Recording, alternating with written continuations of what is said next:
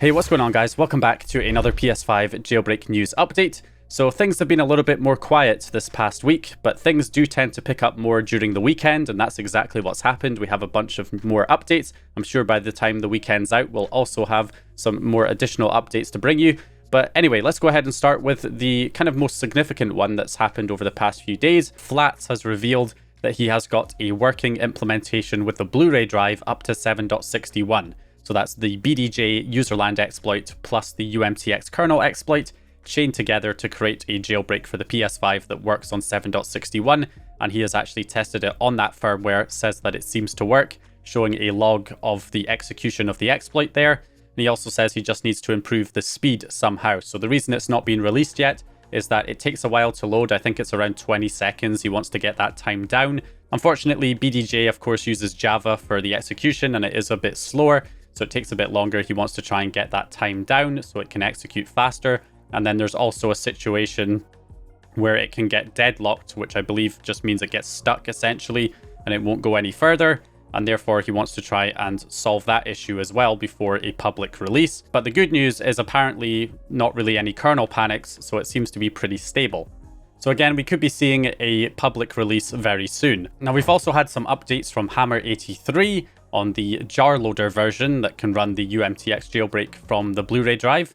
So we've got two new versions here, UMTX1 snapshot.jar and UMTX2. So apparently UMTX1 uses flats method for looping. And then we also have version 2, which uses Cheburik's version of looping, so different methods of looping with the exploits that are implemented in these two different versions, and you can try these out on your PS5 right now. Now again, these are just for testing the stability of the exploit on different firmwares to try and essentially find a method that is more stable and works across all the different firmwares, because right now maybe it works better on one firmware and then it just constantly crashes on another. So I've done a few tests with this myself. So far, I've tested on 4.03 and 7.61 with these two versions. And version 2, UMTX2, I'm able to get that to run on 4.03 to completion.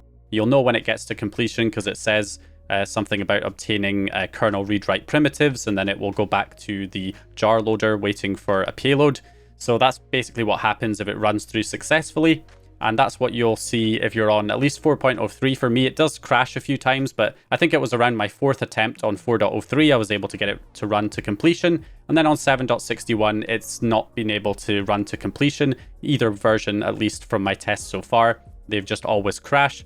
So there have been some improvements with this version in terms of logging the exploit, because previously, if you wanted to get the log of the exploit running, you would actually have to compile the ISO yourself to add your own computer's IP address into it so that it will spit out the log to your computer over sockets using SOCAT or NetCat to capture the data.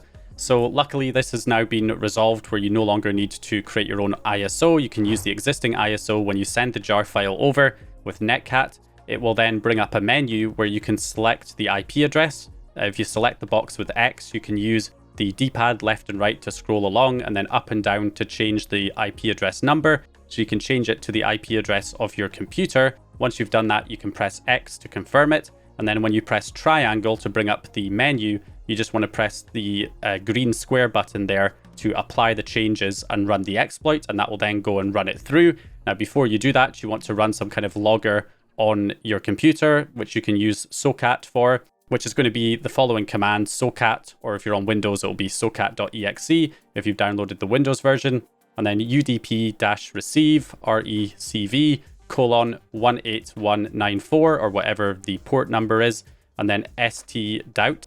If you enter that and then press enter, it will be listening on that port, and then when you run the exploit with your IP address applied, it should then spit out the log to your terminal window, and then you can basically just copy that into a text file or send that to somebody, because Hammer83 is looking for people.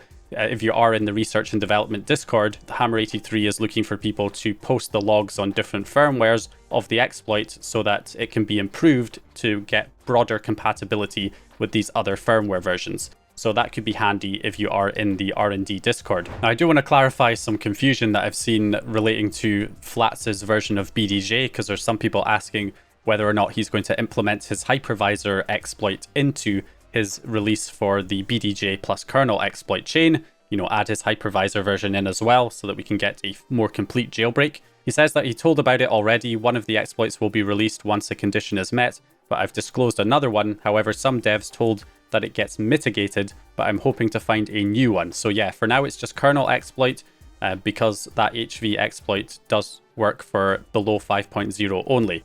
So what we know is that there's 3 current hypervisor defeat methods going around. There is the version that Spectre is going to be doing a talk about at the hardware.io conference that works up to 2.50. And then there is the one that Flats has in private, which was originally discovered by a member of Fail Overflow, presumably Shuffle2, and Flats is waiting for him to make that public or make some information about it public before he will then release his implementation of it.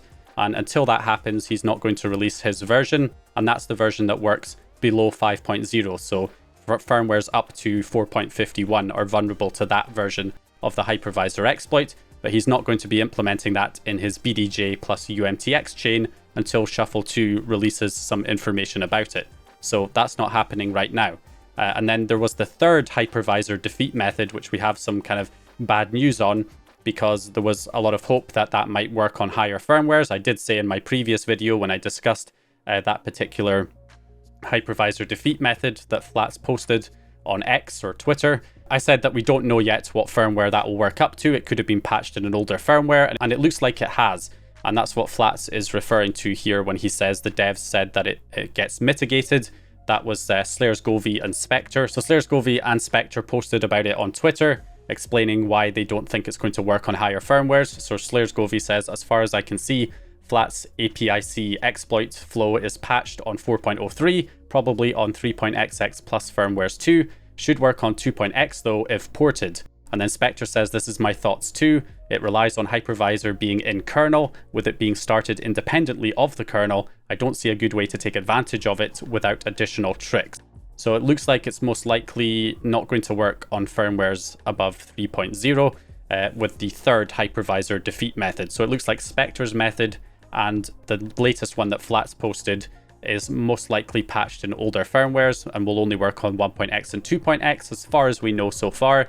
And then of course, the one that Flats has in private is the one that works up to 4.51, but we need to wait for Fail Overflow, Shuffle2 to make some information about that public before Flats will make anything that he has about that public as well. So that's pretty much the situation there. Speaking of hypervisor exploits, Spectre's talk is coming up pretty soon. It's going to happen on the 24th of October in the Netherlands. So I'll put the timetable up on screen here. Now, hardware.io don't normally live stream the talks, so typically you have to wait about a week or 2 weeks for it to get posted to YouTube. So unfortunately, we may have to wait a little bit longer before we actually see it. However, Spectre has said that we will be releasing scripts to assist in reverse engineering of the system, which will be made publicly available following the presentation. So we could see potentially a write-up of the exploits or even an implementation pretty much as soon as the talk is finished. So for all we know, we could get access to this sooner than the amount of time that we'll have to wait until the actual talk becomes available. So we could potentially see this hypervisor exploit working up to 2.50 made public, very soon within the next week. So anyway, that's pretty much it for this update here. Hope you guys enjoyed this video or found the information useful. If you did, please leave a like and subscribe. And once again, I'll hopefully see you guys in the next one.